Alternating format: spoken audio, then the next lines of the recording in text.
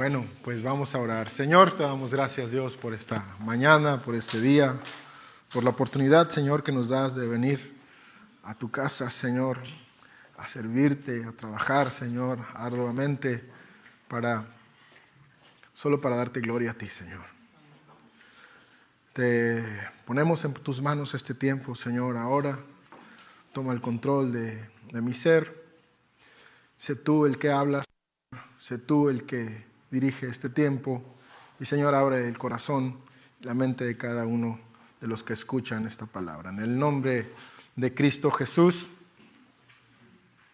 Amén.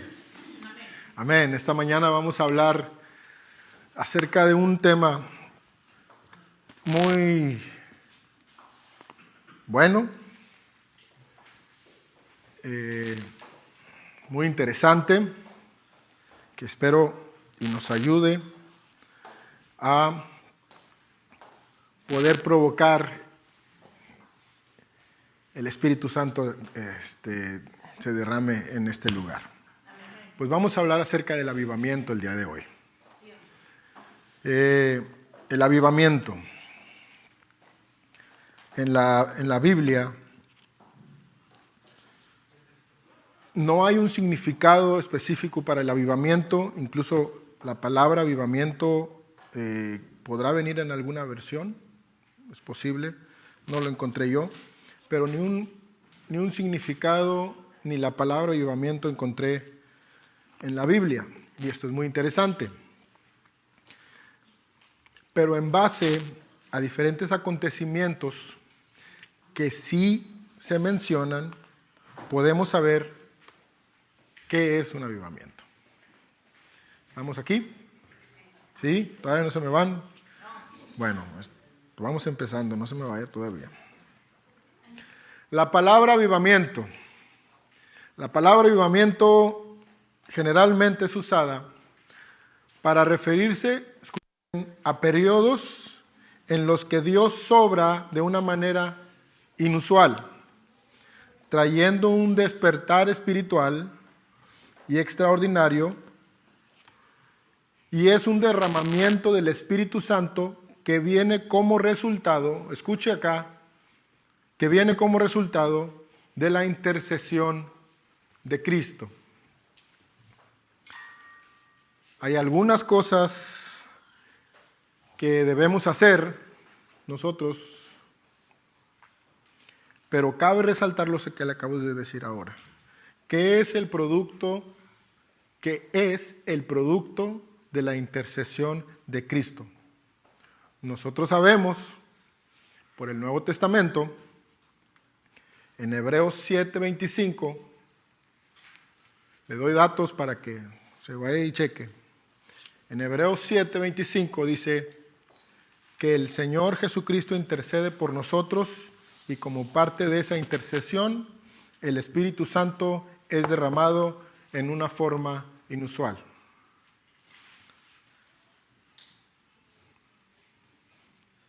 Avivamiento, lo hemos escuchado mucho, pero vamos a entender qué es esto.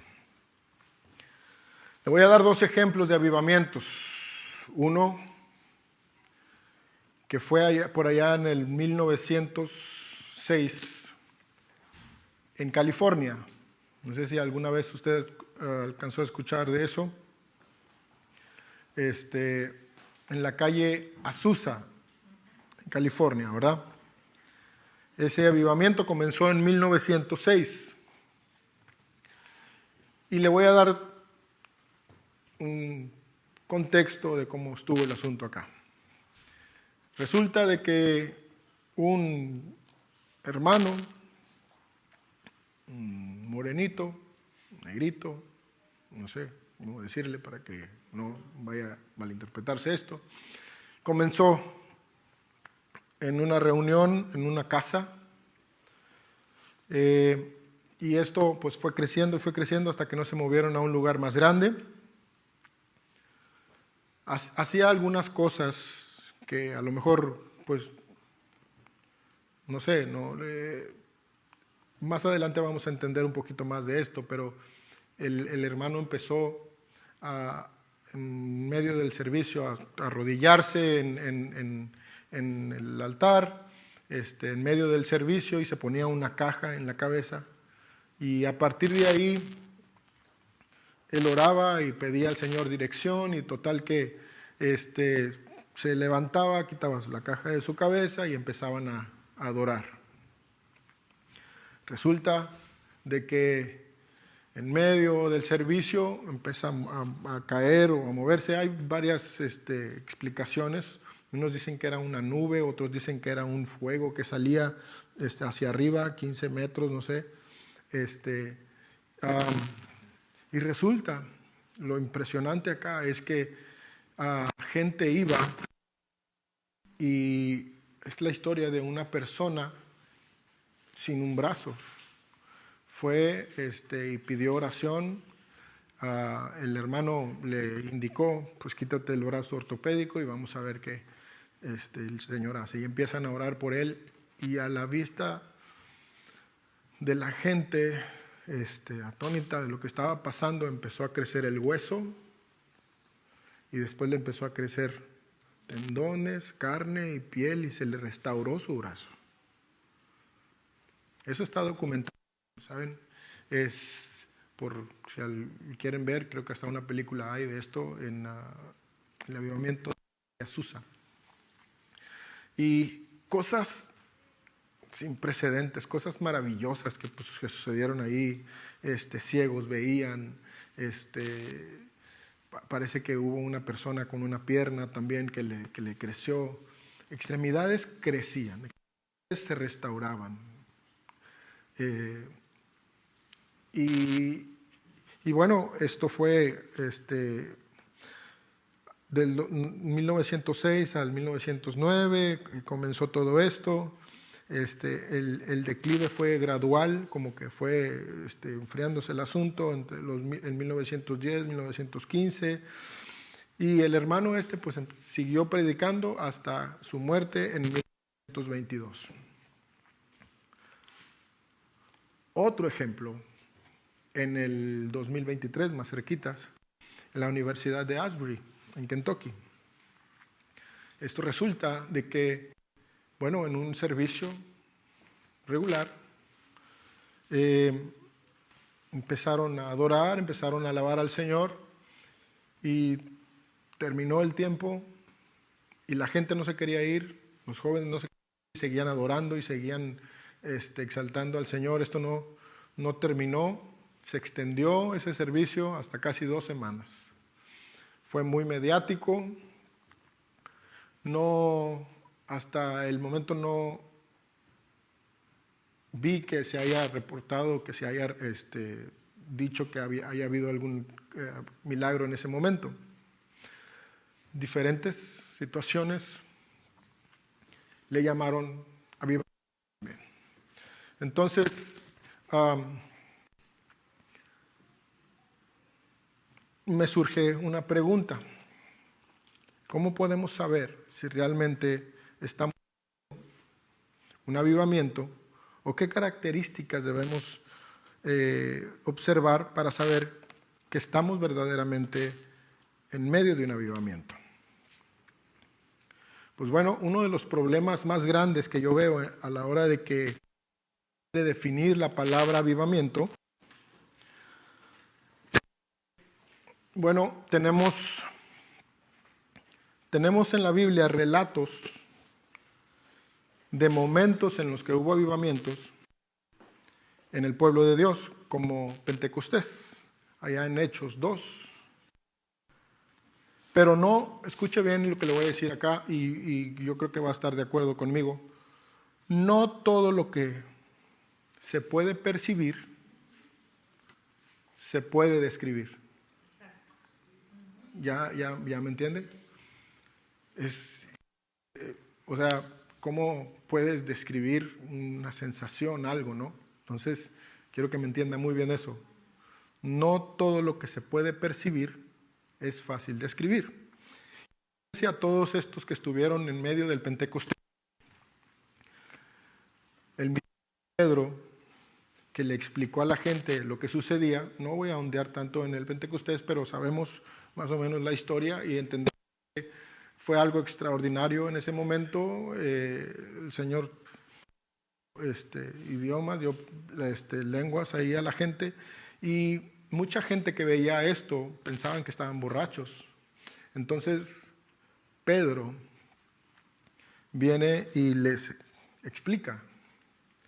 Pero yo creo que incluso el mismo estaba tratando de digerir, yo creo, ¿no? Estaba tratando de digerir lo que estaba experimentando en ese momento. ¿Usted cree que no? Yo creo que sí. Por más que sepas, por más que entiendas, por más que creas, las cosas las percibes. Pero no tanto, imagínate describir algo que no conoces. Bueno. O sea, que un relato bíblico nos describe lo que sucedió, pero no necesariamente nos dice esto es lo que tiene que suceder para que sea un avivamiento. Sin embargo, en los mismos relatos bíblicos, nosotros podemos ver un patrón y en base a eso podemos deducir algunas cosas, ¿verdad? ¿Verdad que sí? Por ejemplo, podemos ver que muchas de las veces el avivamiento es antecedido por un tiempo de mucha decadencia espiritual y moral. Algunas otras solo porque a Dios le place, por misericordia, ¿verdad? Y al mencionar esto, me viene otra pregunta. ¿Usted cree que sería bueno esperar a que Dios tenga misericordia de nosotros en base a lo que le acabo de decir?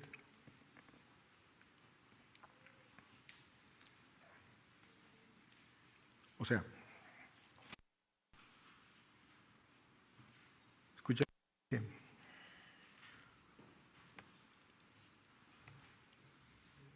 Muchas de las veces un avivamiento viene antecedido por un tiempo de mucha decadencia espiritual y moral.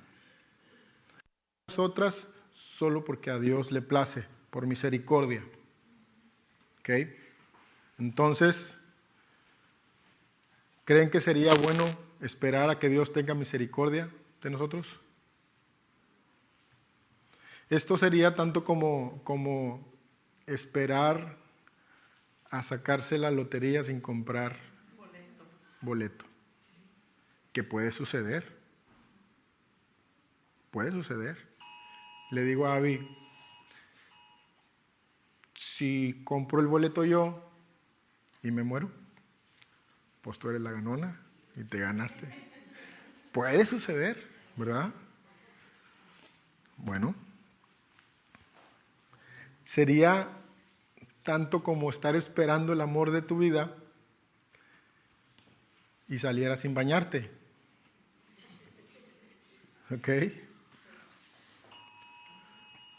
Cuando salimos, a nosotros, nuestra familia, en la casa, le digo a Ángela, así hombre, ya vente, vámonos, nada más ponte las chanclas. Ay no, ¿cómo crees? Y si me encuentro el amor de mi vida, digo, ok, vamos a ir aquí a la tienda, ni te vas a bajar. No, te tienen que hacer un chongo o algo. Bueno.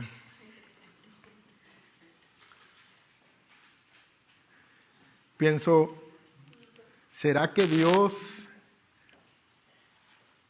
derrama de su espíritu y de misericordia en donde no es honrado? ¿Usted cree? Pues déjeme, le digo algo.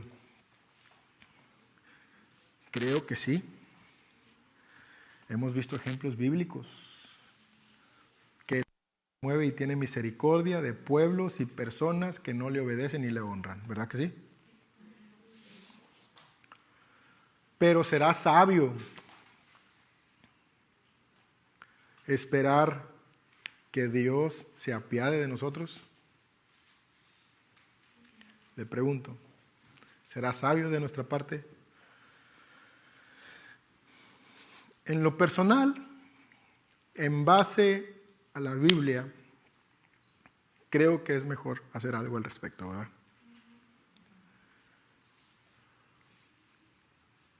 Y para esto le traigo un ejemplo que lo he traído muy fresco en estos últimos tiempos por los devocionales que hemos estado teniendo de alabanza antes del servicio. Yo creo que el Señor no ha terminado de enseñarnos, así es que, pues bueno, yo sigo hablando de esto. Allá en Segunda de Crónicas, por favor, Ruth. Segunda de Crónicas 20, 18 al 21. ¿Estamos listos? Leemos. Entonces Josafat se inclinó rostro a tierra, y asimismo todo Judá y los moradores de Jerusalén se postraron delante de Jehová y adoraron a Jehová. Y se levantaron los levitas de los hijos de Coat y los hijos de Coré para alabar a Jehová, el Dios de Israel, con fuerte y alta voz. Y cuando se levantaron por la mañana, salieron por el desierto de Tecoa. Y mientras ellos salían, Josafat, estando en pie, dijo: Oídme, Judá y moradores de Jerusalén, creed en Jehová vuestro Dios y estaréis seguros. Creed a sus profetas y seréis prosperados. Este es el ejemplo que nos da Josafat. Nos da 4 principios que yo creo que a ellos le ayudaron y que creo que tenemos que lograr en la iglesia. El primero lo vemos en el versículo 18. En el versículo 18 dice: y Josafat se inclinó rostro a tierra.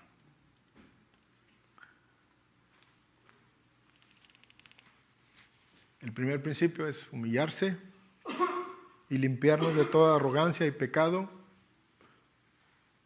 Es esencial, ¿verdad? Es esencial que lo primero que tenemos que hacer es postrarnos ante el Señor. Humildad y redención ante Dios. Josafat y todo el pueblo demostraron con una actitud absoluta de dependencia de Dios, en lugar de confiar en estrategias humanas. Se postraron en adoración, reconociendo que solo Dios podía darles la victoria. Mire, por amor a los que nos están viendo y por los que no han estado, Josafat estaba en medio de un problemón muy grande. Resulta de que le llega la noticia de que vienen 3 ejércitos unidos en contra de su reino. ¿Okay? Entonces, Josafat, en vez de tener temor, en vez de ponerse loco y tomar decisiones a la ligera, bueno, esto es lo que hace. Primero, se humilla. En el versículo 19 vemos el siguiente punto, el siguiente principio. En el versículo 19 dice: y se levantaron los levitas de los hijos de Coat y los hijos de Coré.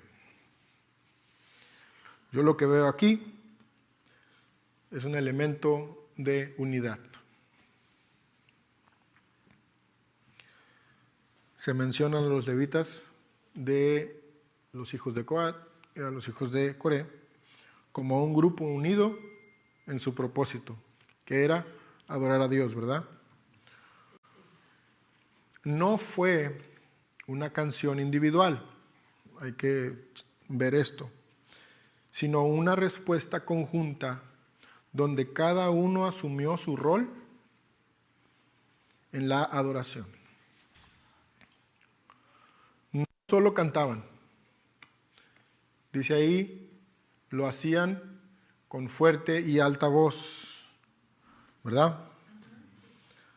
Lo hacían con alta voz, reflejando un espíritu de unanimidad y fervor.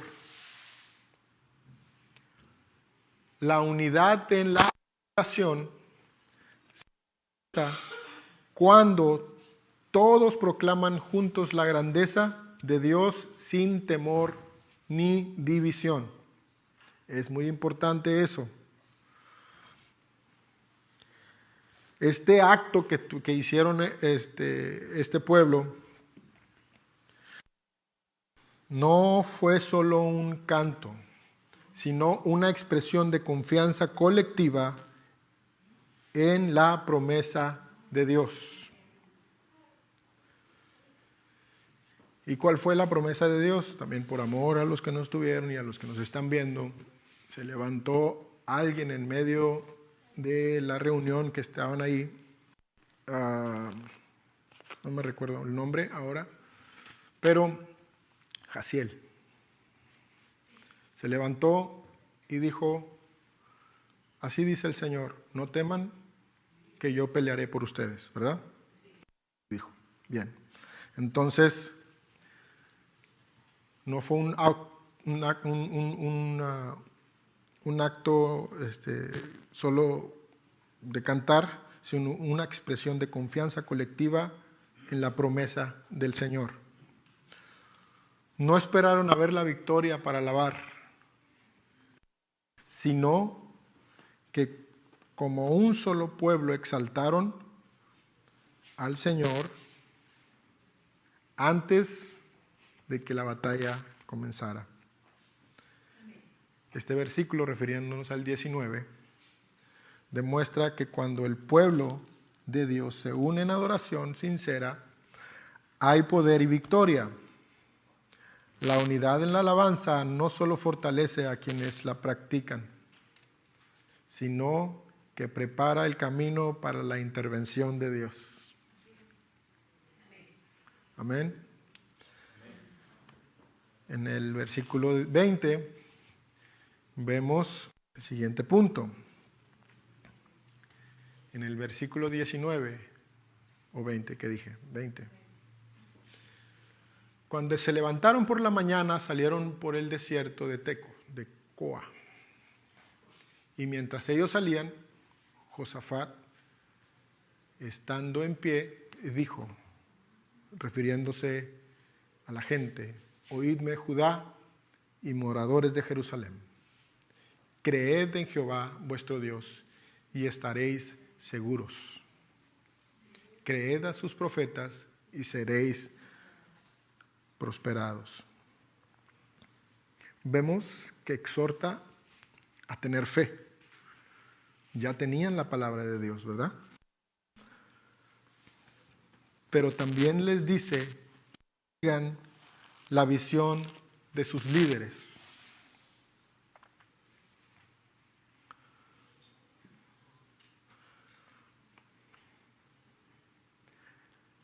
La seguridad está en confiar en Dios y su palabra, no en nuestras propias fuerzas, ¿verdad?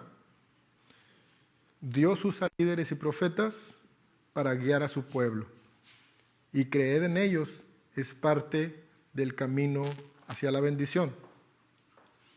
Cuando el pueblo de Dios sigue la dirección divina con fe, experimenta prosperidad y victoria. Este versículo nos recuerda que la fe en Dios y el respeto por el liderazgo espiritual son esenciales para la victoria. Este punto Es muy importante. A ver, hacemos un repaso. El punto número 1 fue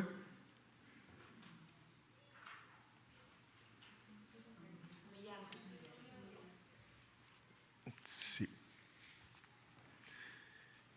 el limpiarnos antes de, ¿verdad? Humillarnos, el rendirnos a Dios. El número 2 fue la unidad, la unión, ¿verdad? El número 3 es tener fe y seguir su liderazgo y seguir en la visión de los líderes. Imagínese un pueblo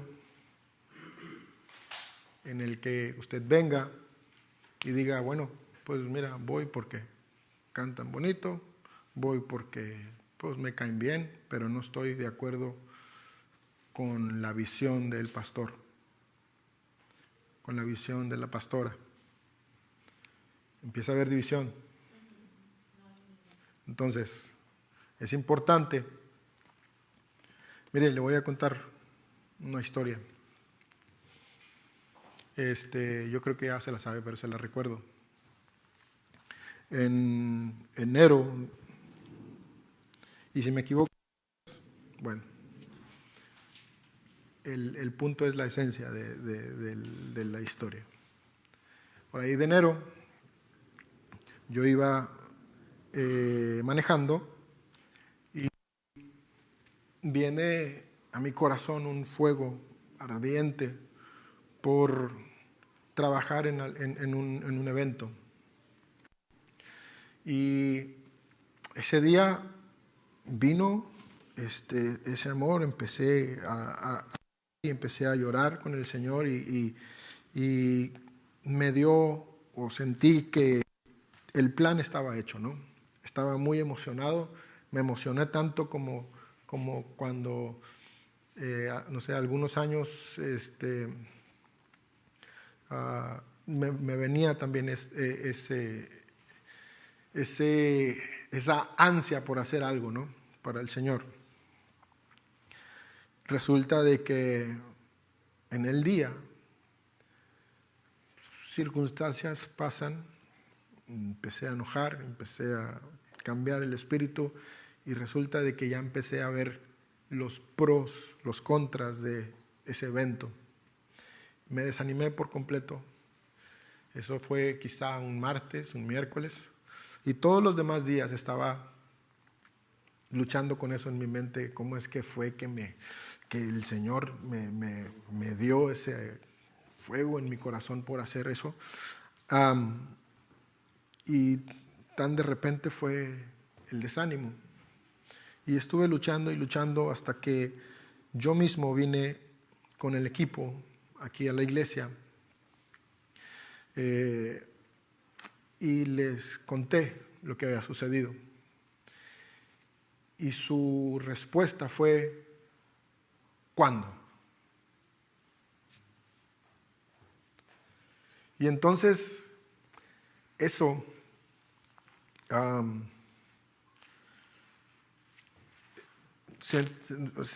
sentí que volvió a surgir, ¿no?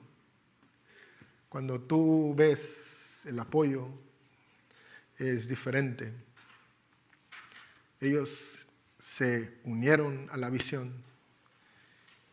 Yo venía casi como a lavarme las manos, así, porque yo entendí que tenía que hacer algo para poder empujarme a mí mismo.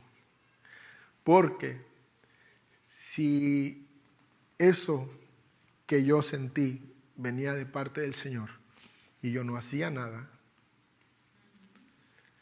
entonces iba a caer sobre mí el asunto. Y aparte de sobre mí, sobre ustedes. Entonces, con eso en mi mente, vine y les dije y surgió esa pregunta. ¿Cuándo? Fecha. ¿Qué vamos a hacer? Y empezó toda una organización ese día.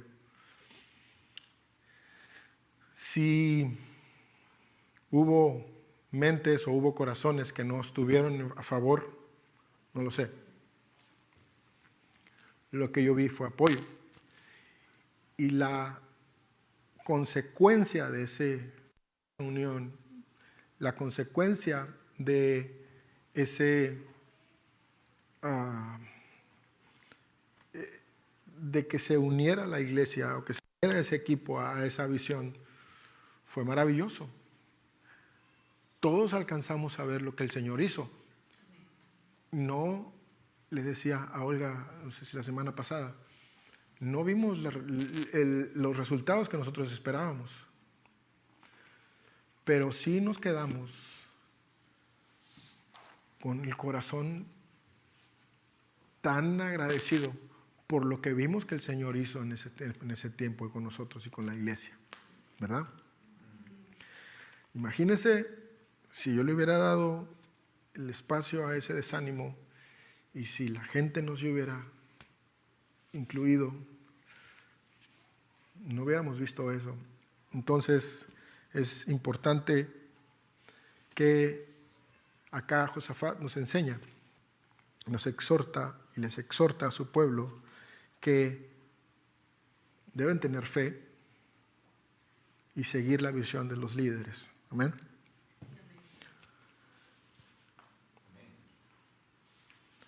Una vez más les digo, este versículo nos recuerda que la fe en Dios y el respeto por el liderazgo espiritual es esencial para vivir en victoria. Y por último el versículo 21, el punto número 4. Lo leemos primero. Y había consejo con el pueblo y puso a algunos que cantasen y alabasen a Jehová, vestidos de ornamentos sagrados, mientras salía la gente armada, y que dijesen, esto era lo que iban cantando, glorificad a Jehová porque su misericordia es para siempre. Imagínese un pueblo que tenía todas las de perder, solamente tenía la palabra que alguien había dicho que venía de parte de Dios. Josafat los juntó y les dijo, van a ir cantando esto y van a ir bajando al campo de batalla cantando esto. Glorificad a Jehová porque su misericordia es para siempre. Iban cantando, no me imagino qué tipo de melodía o música iban cantando, pero glorificad porque su misericordia es para siempre. ¿Usted se imagina lo que tenían en sus corazones esas gentes? O sea, ¿de qué nos va a servir ir cantando quizá uno que otro? Usted podrá imaginarse eso. Nos van a agarrar aquí con la boca abierta, glorificar una flecha o algo, ¿no?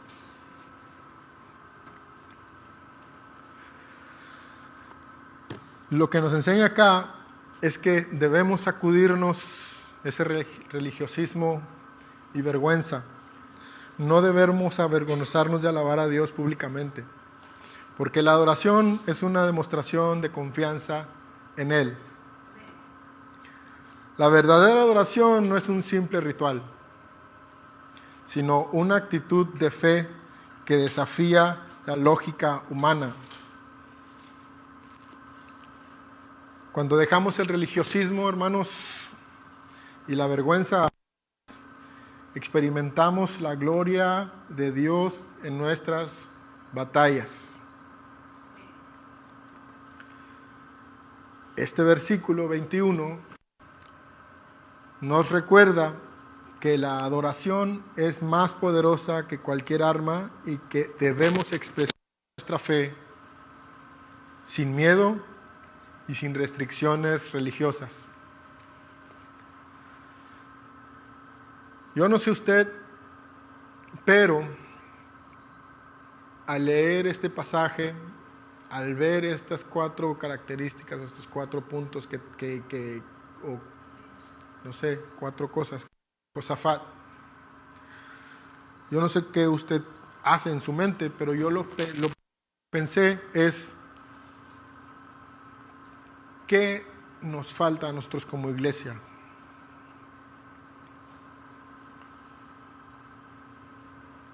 En qué de esos 4 elementos, ¿qué nos faltará a nosotros?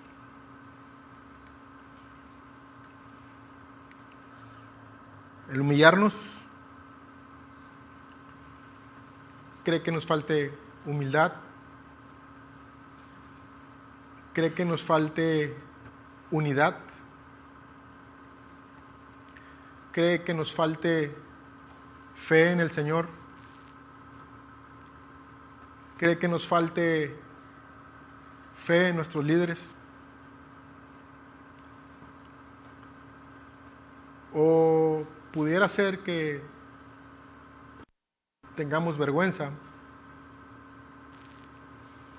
y no confiemos en el Señor y no le alabemos al Señor en medio de nuestras dificultades? ¿Qué cree que nos falte?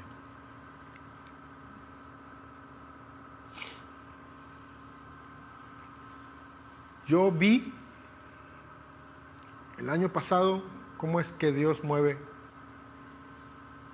y hace cosas por su pueblo cuando tiene fe, cuando está en unidad, cuando estamos trabajando todos de hombro a hombro, cuando no decimos, pues no, pues yo soy el líder aquí, yo soy el que tiene que estar dirigiendo. No, andábamos metidos en todos lados, todos trabajamos fuerte y el Señor derramó su bendición y lo vimos y lo sentimos y lo vivimos y no podemos sacarnos esa gratitud. Yo creo que de ahí es que podemos agarrar fuerzas para poder seguir adelante. Creo que Josafat nos da un muy buen ejemplo y creo que si no, a lo mejor no son los únicos puntos que debemos tener para que pueda surgir un avivamiento en la iglesia. Quizá no, quizá hay más, quizá hay muchas cosas, pero yo pienso a ellos, en lo que leímos, les resultó. Creo que nos vendría bien practicarlo.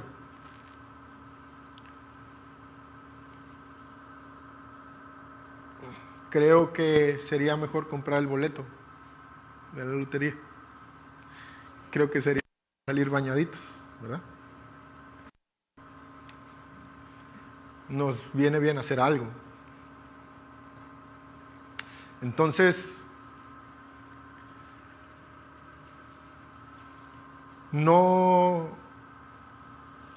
creo que sea sabio, digo, puede pasar como el del boleto, se la pueden ganar sin comprarlo, puede pasar, pero creo que es mejor aumentar la probabilidad, ¿no? Entonces, creo que si nosotros hacemos esto, aumentamos la probabilidad de que el Señor pueda derramar, el Espíritu Santo se derrame en medio de nosotros, ¿verdad? ¿Quién no quiere eso? ¿Quién no quiere ver gente transformada? ¿Quién no quiere ver gente sanada? Imagínense nada más.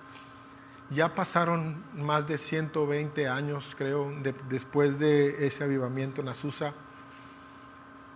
No sé si alguien viva de esas personas. Es posible, a lo mejor, no sé, de los chiquitos que estaban ahí, que pudieron ver cómo es que salía estas manos, cómo que iban creciendo el brazo, el hueso. Imagínense los testimonios de esas personas. Imagínense, dice ahí que muchas de las personas que vivieron ese avivamiento,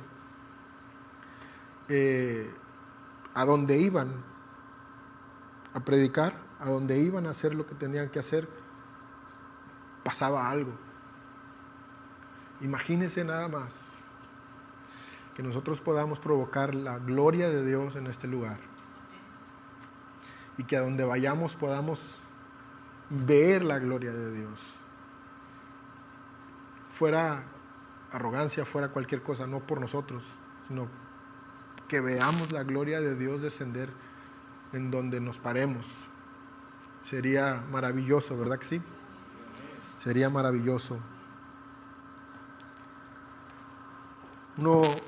Nosotros debemos reconocer que cuando el Señor dice que Él peleará por nosotros, no podemos hacerlo, número 1, en pecado; número 2, en desunión; número 3, lejos de su pastor o de su líder; número 4, por más loco que se oiga. Alábele a Dios en medio de su temor. Si nosotros logramos estos 4 principios, yo creo firmemente que estaremos más y más cerca de un mover sobrenatural de Dios en este lugar. Yo creo que estaremos más cerca de ver la gloria de Dios descender. Yo creo que es mejor y más sabio aumentar la probabilidad, ¿verdad que sí? Amén. Amén. Dios le bendiga.